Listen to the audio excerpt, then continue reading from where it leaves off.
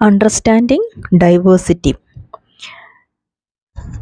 നാനാത്വം എന്താണെന്ന് മനസ്സിലാക്കുകയാണ് നാം ആദ്യം ചെയ്യേണ്ടത്. ഇന്ത്യയിൽ നിരവധി സംസ്ഥാനങ്ങൾ നിലവിലുണ്ട്. ഇവയെല്ലാം തന്നെ വ്യത്യസ്ത ഭാഷ സംസാരിക്കുന്നവരും വ്യത്യസ്ത ജീവിത രീതി പുലർത്തുന്നവരും വ്യത്യസ്ത മതാചാരങ്ങളുള്ളവരും വ്യത്യസ്ത ആഹാരങ്ങൾ കഴിക്കുന്നവരുമാണ്. ഇത്തരത്തിൽ ഉള്ള വ്യത്യാസങ്ങൾ അഥവാ വൈവിധ്യങ്ങളാണ് ഇവിടെ നാനാത്വം എന്നതുകൊണ്ട് ഉദ്ദേശിക്കുന്നത്.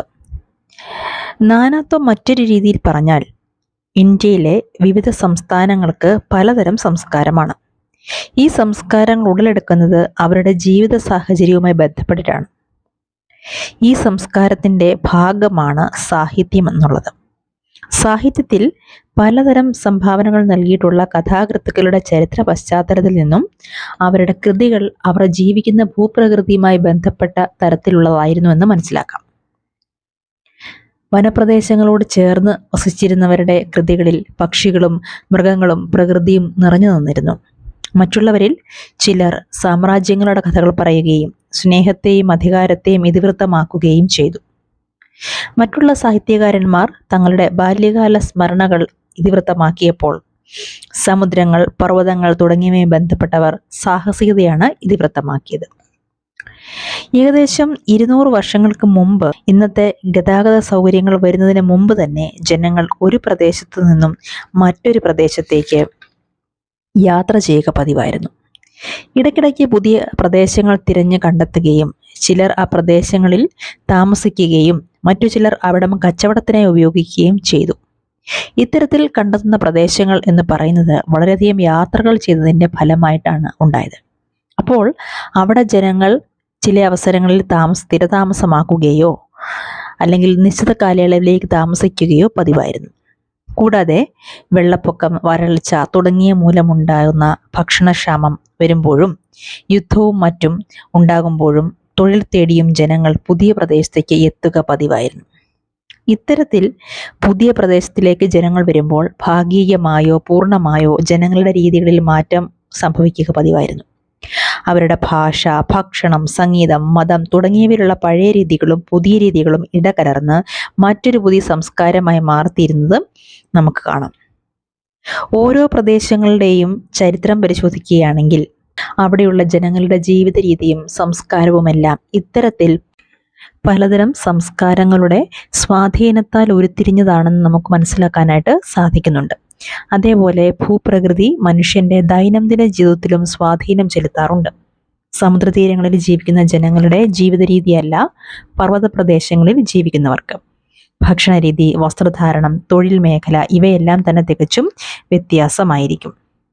ഭൂപ്രകൃതി വ്യത്യാസമായിരിക്കുന്നത് പോലെ തന്നെ അവിടെ ജീവിക്കുന്ന ജനങ്ങളുടെ ജീവിത രീതിയും വ്യത്യാസമായിരിക്കുമെന്ന് 2 ഉദാഹരണങ്ങളിലൂടെ നമുക്ക് മനസ്സിലാക്കാം. ഉദാഹരണമായി നമുക്ക് ഇന്ത്യയുടെ വടക്കേ അറ്റത്തുള്ള പ്രദേശമായ ലഡാക്കിനെയും തെക്കേ അറ്റത്തുള്ള കേരളത്തെയും എടുക്കാം. ലഡാക്കിനെ കുറിച്ച് പറയുകയാണെങ്കിൽ ജമ്മു ആൻഡ് കാശ്മീരിൻ്റെ കിഴക്കുവശത്ത് പർവ്വതങ്ങൾ ഉള്ള ഒരു മരുപ്രദേശമാണ് ലഡാക്ക്. കൃഷി ചെയ്യാൻ അനുയോജ്യമായ ഒരു പ്രദേശമല്ല ഇത്. കാരണം വളരെ ചെറിയ തോതിൽ മഴ ലഭിക്കുകയും വർഷത്തിൽ ഭൂരിഭാഗം സമയങ്ങളിൽ മഞ്ഞാൽ മൂടപ്പെടുകയും ചെയ്യുന്ന പ്രദേശമാണിത്. എണ്ണത്തിൽ വളരെ കുറച്ച് വൃക്ഷങ്ങൾ മാത്രമേ ഇവിടെ കാണപ്പെടുന്നുള്ളൂ. വേനൽക്കാലങ്ങളിൽ മഞ്ഞുരുകി ലഭിക്കുന്ന ജലമാണ് അവർ കുടിവെള്ളത്തിനായി ഉപയോഗിക്കുന്നത്. ലഡാക്കിലെ ജനങ്ങളുടെ പ്രധാന വരുമാന മാർഗമാണ് പശ്മിന വൂൾ. ഇതിനായി പ്രത്യേക തരത്തിലുള്ള ആടുകളെ അവർ വളർത്താറുണ്ട്. പശ്മിന വൂൾ അവർ കാശ്മീരിലുള്ള വ്യാപാരികൾക്ക് വിറ്റാണ് ഉപജീവനം നടത്തുന്നത്. വളരെ വിലയേറിയ കമ്പിളിയാണ് പശ്മിന. പശ്മിന കമ്പിളി കൊണ്ടുള്ള ഷോളുകൾ പ്രധാനമായി നെയ്യുന്നത് കാശ്മീരിലാണ്. ലഡാക്കിലെ ജനങ്ങളുടെ ഭക്ഷണ രീതിയിൽ മാംസങ്ങളും പാലും പാലുൽപ്പന്നങ്ങളുമാണ് പ്രധാനമായും ഉള്ളത്. ഒരു മരുപ്രദേശമാണെങ്കിലും വ്യാപാരികളാൽ ആകർഷിക്കപ്പെടുന്ന പ്രദേശമാണിത്. ടിബറ്റിലേക്ക് വ്യാപാരികൾക്ക് യാത്ര ചെയ്യാൻ സഹായകമായ കച്ചവട പാതയാണ് ലഡാക്ക്. നിരവധി ചുരങ്ങൾ നിറഞ്ഞതും ചരക്കുവാഹനങ്ങൾ കടന്നു പോകുന്നതുമായ കച്ചവട പാതയാണിത്. തുണിത്തരങ്ങൾ, സുഗന്ധവ്യഞ്ജനങ്ങൾ, പട്ടുതുണികൾ, പരവതാനികൾ തുടങ്ങിയ ചരക്കുകളാണ് ഈ പാതയിലൂടെ കടന്നു പോകുന്നത്. ബുദ്ധിസം ടിബറ്റിലേക്ക് കടന്നു ചെല്ലുന്നത് ലഡാക്കിലൂടെയാണ്. ലഡാക്ക് അറിയപ്പെടുന്നത് തന്നെ ലിറ്റിൽ ടിബറ്റ് എന്നാണ്. ഏകദേശം 400 വർഷങ്ങൾക്ക് മുമ്പ് ഇസ്ലാം മതം ലഡാക്കിൽ പ്രചരിച്ചിരുന്നു. കൂടാതെ നല്ലൊരു വിഭാഗം ജനങ്ങൾ മുസ്ലിം ജനവിഭാഗവുമാണ്. വായ്മൊഴിയായി പ്രചരിക്കുന്ന കഥകളുടെയും കവിതകളുടെയും സമ്പന്നമായ ഒരു കലവറയാണ് ലഡാക്ക്. ടിബറ്റൻ ദേശീയ ഇതിഹാസമായ കേസർ സാഗയുടെ പ്രാദേശിക പതിപ്പുകൾ ലഡാക്കിലുള്ള മുസ്ലിങ്ങളും ബുദ്ധമതക്കാരും പാടി നടക്കാറുണ്ട്. അപ്പോൾ ഇന്ത്യയുടെ വടക്കേ അറ്റത്തെ ഭൂപ്രദേശമായ ലഡാക്കിന്റെ സംസ്കാരവും അവിടെയുള്ള ജനങ്ങളുടെ ജീവിത രീതിയും മറ്റും നമ്മൾ കണ്ടു കഴിഞ്ഞു. ഇനി നമുക്ക് ഇന്ത്യയുടെ തെക്കേ അറ്റത്തുള്ള കേരളം എന്ന ഭൂപ്രദേശത്തിന്റെ പ്രത്യേകതയും ലഡാക്കിൽ നിന്നും കേരളം എത്തരത്തിൽ വ്യത്യാസപ്പെട്ടിരിക്കുന്നുവെന്നും നോക്കാം. കേരള എന്നത് ഇന്ത്യയുടെ തെക്ക് പടിഞ്ഞാറ് കോണിലുള്ള ഒരു സംസ്ഥാനമാണ്.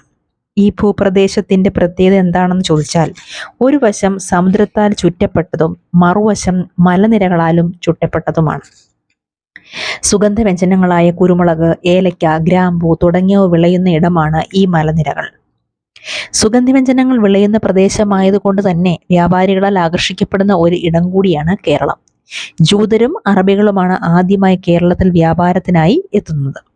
ക്രിസ്തുവിന്റെ അപ്പോസ്തലനായ സെന്റ് തോമസ് ഏകദേശം 2000 വർഷങ്ങൾക്ക് മുമ്പ് കേരളത്തിൽ എത്തിയതിനെ തുടർന്നാണ് കേരളത്തിൽ ക്രിസ്തുമതം പ്രചരിക്കുന്നത് എന്നാണ് പറയപ്പെടുന്നത്.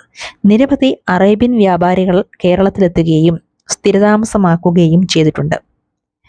ഏകദേശം 700 വർഷങ്ങൾക്ക് മുമ്പ് ഇബ്നു ബത്തൂത്ത തന്റെ യാത്രാ വിവരണത്തിൽ കേരളത്തിലെ മുസ്ലിം വിഭാഗം വളരെയധികം ബഹുമാന്യരായ വിഭാഗമാണെന്ന് പറയുന്നുണ്ട്. വാസ്കോഡഗാമ കേരളത്തിലെത്തിയ ശേഷം പോർച്ചുഗീസുകാർ യൂറോപ്പിൽ നിന്നും ഇന്ത്യയിലേക്കുള്ള കടൽ മാർഗം കണ്ടെത്തുകയും അതിനെ തുടർന്ന് ഇന്ത്യയുമായി വ്യാപാര ബന്ധത്തിൽ ഏർപ്പെടുകയും ചെയ്തു.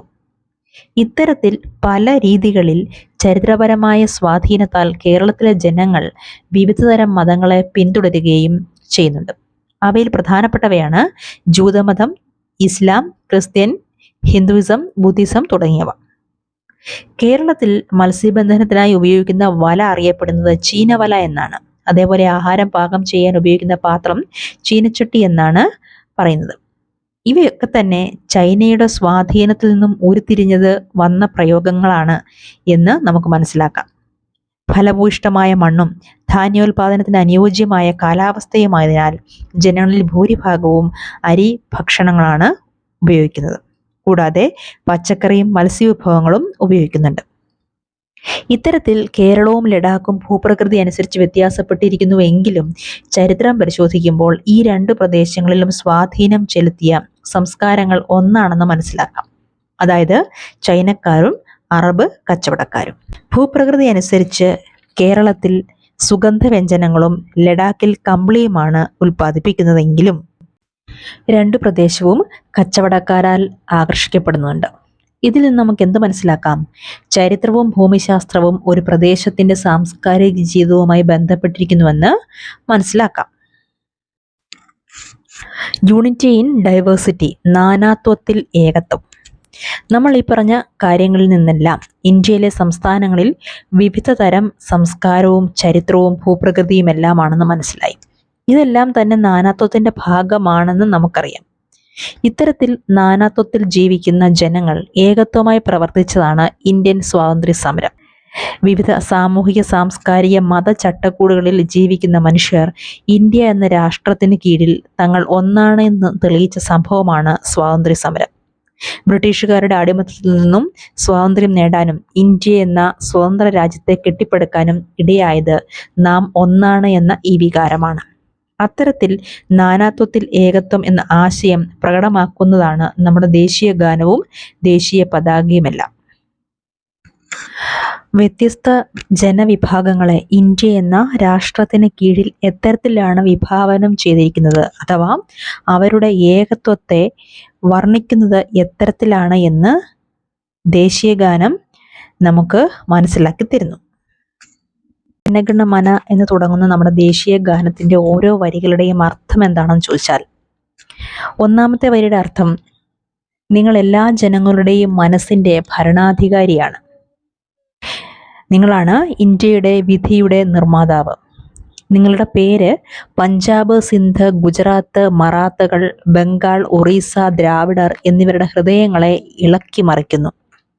അതിൻ്റെ പ്രതിധ്വനികൾ വിന്ധ്യയിലും ഹിമാലയത്തിലും ഗംഗയുടെയും യമുനയുടെയും സംഗീതത്തിലും കേൾക്കുന്നു. തിരമാലകളാൽ വാഴ്ത്തപ്പെട്ട ഇന്ത്യൻ സമുദ്രം, അവൻ നിങ്ങളുടെ അനുഗ്രഹങ്ങൾക്കായി പ്രാർത്ഥിക്കുകയും നിങ്ങളുടെ സ്തുതിഗീതങ്ങൾ ആലപിക്കുകയും ചെയ്യുന്നു. എല്ലാ ജനങ്ങളുടെയും സുരക്ഷ നിങ്ങളുടെ കൈകളിൽ കാത്തിരിക്കുന്നു. ഇന്ത്യയുടെ വിധിയുടെ നിർമ്മാതാക്കൾ നിങ്ങളാണ്. നിങ്ങൾക്ക് വിജയം ഉണ്ടാകട്ടെ. ഇതാണ് നമ്മുടെ ദേശീയ ഗാനത്തിൻ്റെ അർത്ഥം. അടുത്തത് നമ്മുടെ ദേശീയ പതാകയാണ്, ഇന്ത്യൻ ഫ്ലാഗ്. നമുക്കറിയാം അതിന് 3 നിറങ്ങൾ ഉണ്ട്. മുകളിൽ സാഫ്രോൺ, നടുവിൽ വൈറ്റ്, ഏറ്റവും താഴ്ഭാഗത്തായി ഗ്രീൻ കളർ, നടുവിലായിട്ട് അശോക ചക്രം. സാഫ്രോൺ കളറ് ത്യാഗത്തെയും ധൈര്യത്തെയും സൂചിപ്പിക്കുന്നു. നാം ഇന്ന് അനുഭവിക്കുന്ന സ്വാതന്ത്ര്യം ലക്ഷക്കണക്കിന് ജനങ്ങളുടെ ധൈര്യത്തിൻ്റെയും ത്യാഗത്തിൻ്റെയും ഫലമാണ് എന്നതാണ് ഈ കളറിൻ്റെ സൂചന. വെള്ള നിറം സൂചിപ്പിക്കുന്നത് സത്യം, സമാധാനം, നന്മ തുടങ്ങിയവയാണ്. പച്ച നിറം സൂചിപ്പിക്കുന്നത് അഭിവൃദ്ധിയാണ്. അശോക ചക്രം ധാർമ്മികതയുടെ അടയാളമായി നിലനിൽക്കുന്നു. ഇങ്ങനെ നമ്മുടെ രാജ്യത്തിൻ്റെ ഏകത്വത്തിൻ്റെ പ്രതീകമായി നിലനിൽക്കുന്നതാണ് ദേശീയ പതാകയും ദേശീയ ഗാനവുമെന്ന് മനസ്സിലാക്കാം.